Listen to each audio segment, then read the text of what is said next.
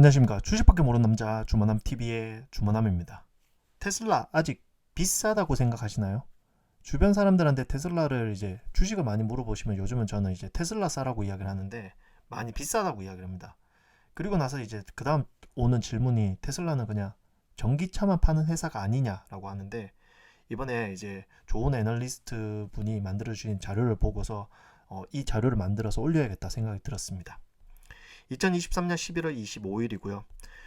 이번에 에너지워, 즉 2023년 10월 16일 날 김준성 애널리스트가 만들어준 이 자료를 보면서 이 부분은 이제 빼서 영상 만들어도 괜찮겠다 생각을 하여서 지금 이제 만들어서 영상을 이제 찍고 있습니다.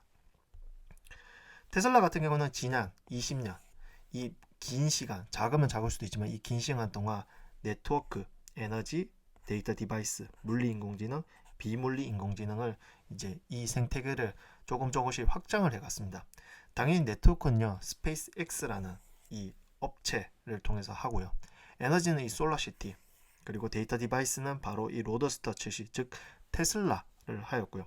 물리 인공지능 같은 경우는 역시 테슬라와 뗄래야 뗄 수 없는 FSD, 그리고 옵티머스, 그리고 비물리 인공지능은 이제 그렇게 난리쳤던 트위터가 있습니다. 네트워크는 즉 역시 스페이스 X를 통해서 우주를 통해서 이제 위성으로 인터넷 데이터 통신 서비스를 한다고 생각하시면 좋을 것 같고요. 솔라시티 같은 경우는 현재 테슬라에 소속이 되어 있는데 처음에는 태양광을 하다가 ESS 이제 사업으로 지금 많이 선회를 해서 진행을 하고 있고요. 그리고 데이터 디바이스 같은 경우는 로더스터, 모델 S, 모델 X, 모델 3, 모델 Y, 그리고 이제 이번 달 말의 행사가 있는 사이버 트럭, 작년에 했었던 세미 트럭, 그리고 향후 25,000불 모델 2까지 나올 수가 있고요. 이거와 뗄래야 뗄 수 없는 FST라는 자율주행 소프트웨어가 있습니다. 그리고 옵티머스라는 로봇이 있고요. 그리고 트위터 인수, 이번에 사명이 바뀌는 XAI, 이 모든 것이 일론 머스크라는 이 사람의 아래에 있는 생태계라고 생각하시면 좋을 것 같습니다. 혹자들은 이거 모든 것을 이제 다 떼어서 생각을 하는데, 떼어서 생각할 필요가 없이 하나의 유기체라고 움직이면 된다고 생각하시면 좋을 것 같고요. 지난 20년간 기업에 대한 많은 투자, 노력, 이 모든 것이 이제 합쳐지는 시계라고 보고 있고요. 폭발적인 시계는 2030년이라고 보고 있습니다. 그래서 그때까지 모아야 가야 하는 주식이고요. 저희가 감히 비싸다, 싸다를 판단을 하지 않고 300불 언더만 사야 되지 않나라고 생각하는데, 이것을 이 애널리스트 내용과 한번 잘 버무려서 설명을 해보도록 하겠습니다. 일단은 많은 업체들이 전기차 그리고 이 자율주행 관련해서 하는데요. 제일 중요한 거는 이 통신, 즉 데이터가 이동하는, 차량이 이제 도로를 다니면 이 모든 것이 데이터잖아요. 이 데이터가 이동하는 통신이 중요한데, 테슬라는 스페이스X라는 아주 강력한 통신 기업이 있습니다. 지금도 열심히 위성을 날리고 있고요. 그리고 이제 스타쉽이라는 어마무지하게 큰 그것을 보내고 있는데요. 지금 현재 같은 경우는 스페이스X 같은 경우는 재활용 로켓을 통해서 확실한 경제성을 확보를 하였습니다.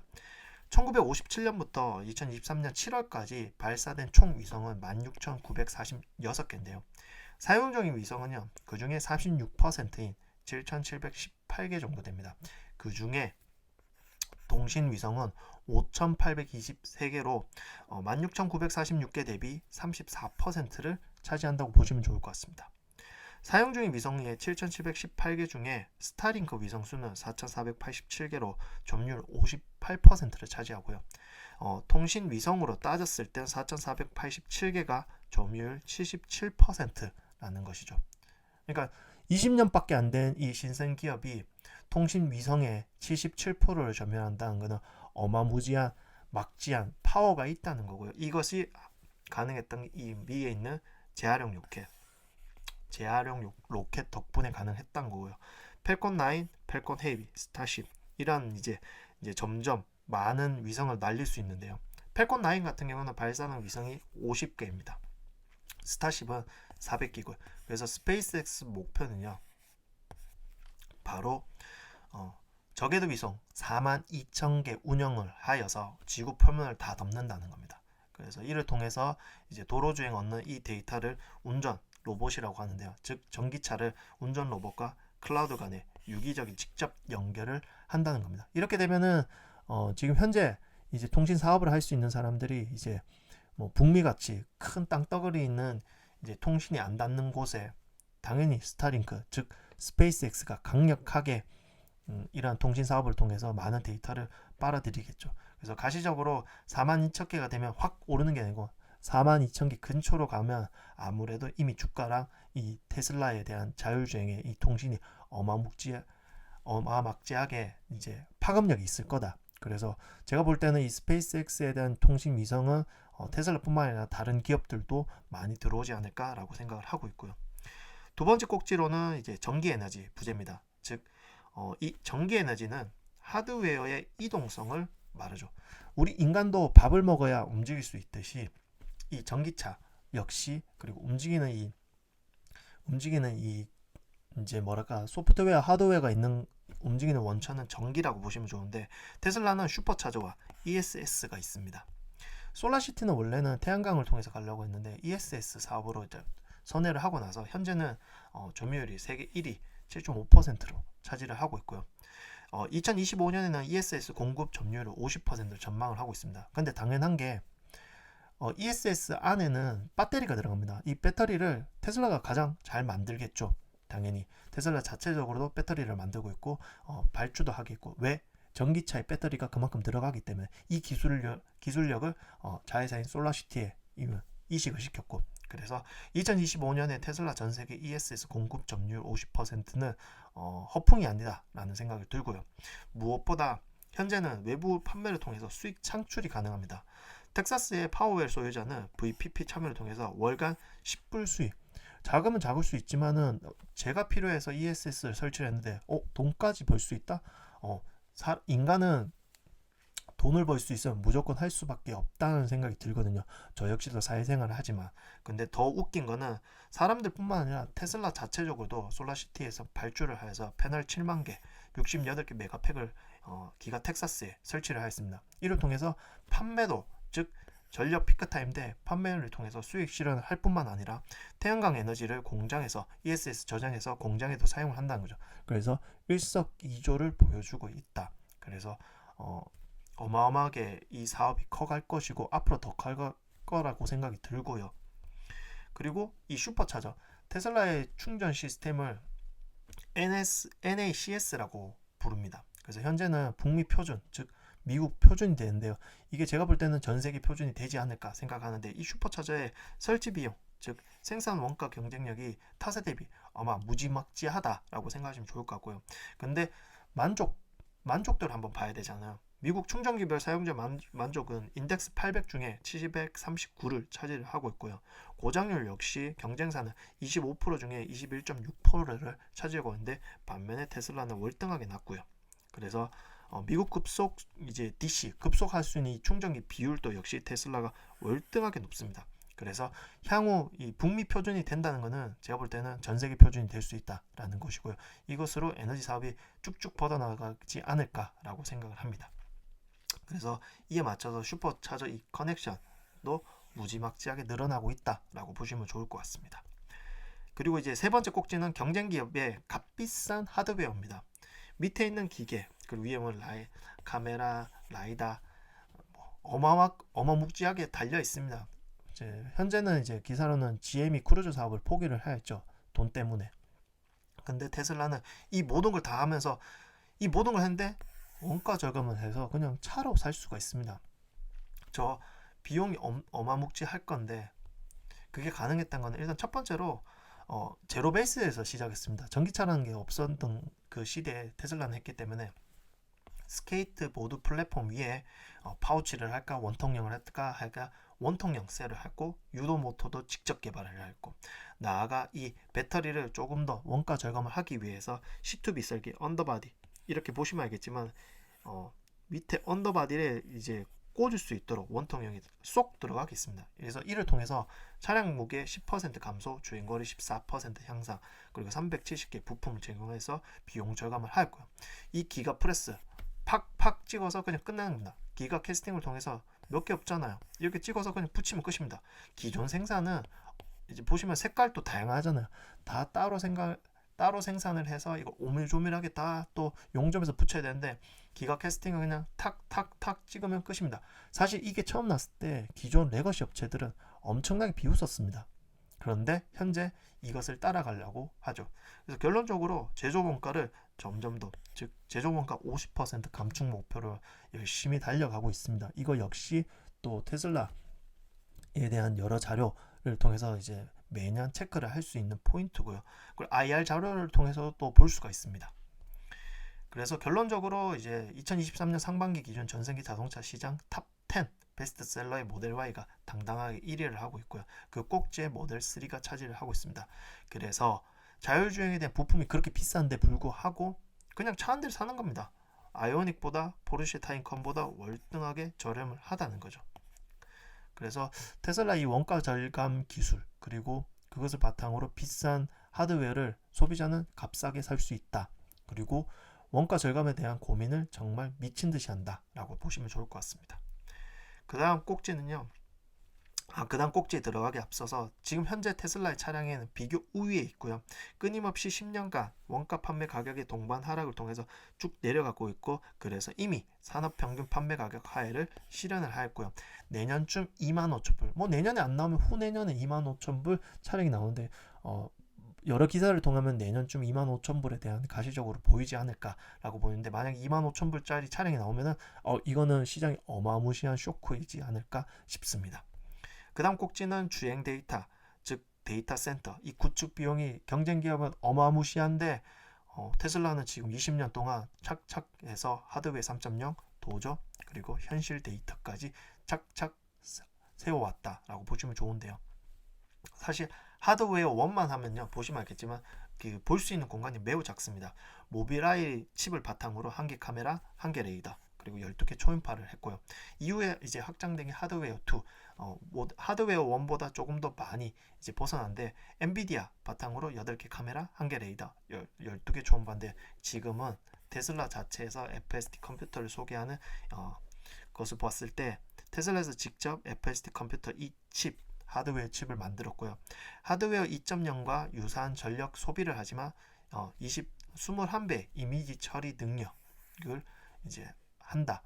그러니까 하드웨어 1.0과 2.0은 그냥 바로 옆에 있는 주변을 보기에 바빴다면, 이제는 여유롭게 주변을 보면서 이미지 처리, 즉 현실 데이터를 모으기 위한 이 칩을 또 테슬라는 외부가 아닌 직접 본인들이 만들었다. 그래서 하드웨어 3.0을 열었고요. 지금 현재 4.0을 향해서 달려가고 있고요. 주행 모델 학습을 위한 데이터 확보가 시작되는데, 4.0이 더더욱 많이 배포가 되면 이 데이터 확보, 즉 현실 데이터에 있는 데이터 확보가 좀 더 원활해지지 않을까라고 생각을 하게 되었습니다. 그래서 칩이 만들어졌으면 당연히 소프트웨어겠죠. 현재까지 이제 현재 이전에 벡터 스페이스와 어큐펀스 네트워크가 있습니다. 보시면 벡터 스페이스는요, 현실 세계의 물리 데이터로 45에서 60초 길이 구성이 되는데, 이 현실 데이터 속도, 각도, 관성, 위치, 조도, 날씨, 중력을 45에서 60초 짤막짤막하게 영상을 가지고 있는데, 이것을 이제 또 레이블을 돌립니다. 맞는지 안 맞는지. 정적 개체는 3D 장면으로 재구성을 하고요. 동적 개체는 위치, 속도, 가속도, 자세, 이동 궤적 모든 것을 결합을 하여 심지어 가려진 동적 개체의 이동 정보까지 부착, 즉 벡터 스페이스는 차량이 가는 앞을 본다고 보시면 좋을 것 같고요. 아큐펑스 네트워크는 차량을 둘러싼 모든 장애물을 3000 픽셀로 이해를 해서 극단적인 속도, 즉 실시간으로 볼 수 있는 속도까지 만들었다는 거예요. 근데 이걸 다 따로 놀았습니다. 하지만 싱글 스택 이 도입이 뭐냐 하면은 이미지 스페이스와 벡터 스페이스를 통합하여, 그러니까 간단하게 말해서 고속도로에서 들어가고 나오는 사이에서 스택 교체가 있었답니다. 근데 이 스택 교체 없이 단일 스택으로 간다고요. 그 말은 좀 더 빨라졌죠. 그래서 벡터 스페이스의 압축 데이터를 활용을 하고 주행계획, 실행 모델까지 효율적으로 작동을 하였고요. 그래서 거기에 대한 이제 최고 현재까지는 엔드 투 엔드가 많이 이제 들어가는데, 기존 신경망 집합체 학습을 하나로 융합을 하고요. 결과를 확인하는데 개별 주행 환경을 하나로 통합하여 이것이 가능한 게 도저라고 보시면 좋겠습니다.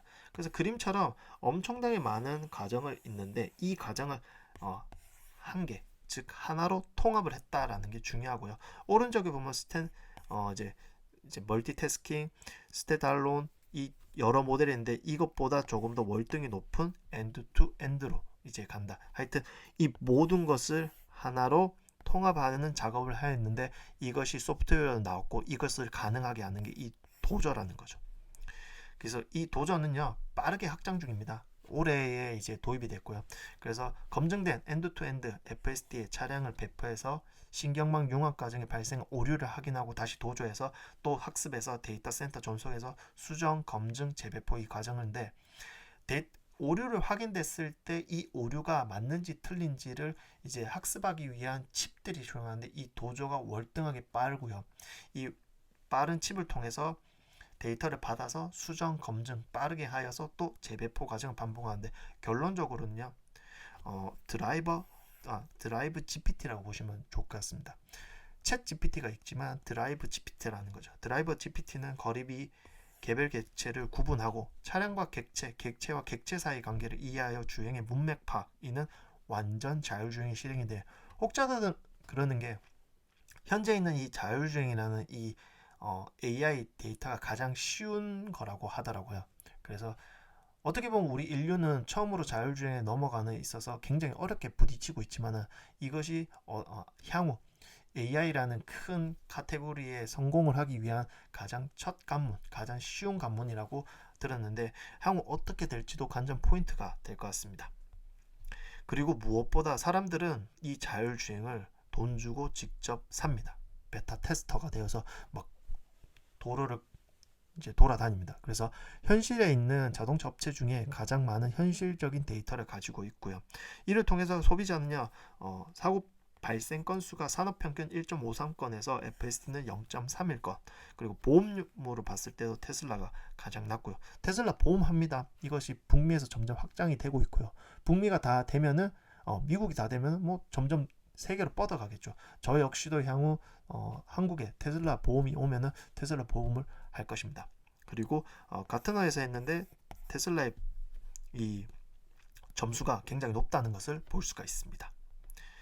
그래서 결론적으로는 이제 이 클라우드 컴퓨팅의 엣지, 즉 차량이 돌아가는 현실 데이터가 필요합니다. 드라이버가 필요하고요. 어플리케이션 차량이 필요하고 이 차량이 돌아다니면서 현실 데이터를 모아줄 OS, 그리고 엣지 컴퓨터, 그리고 드라이버 GPT 이 모든 것이 필요한데 이 엣지가 하나, 둘, 셋, 넷, 다섯, 여섯, 일곱, 100개, 1000개, 만개 하면은 점점 더 오밀조밀하게 데이터의 정밀성이 늘어날 것이고요.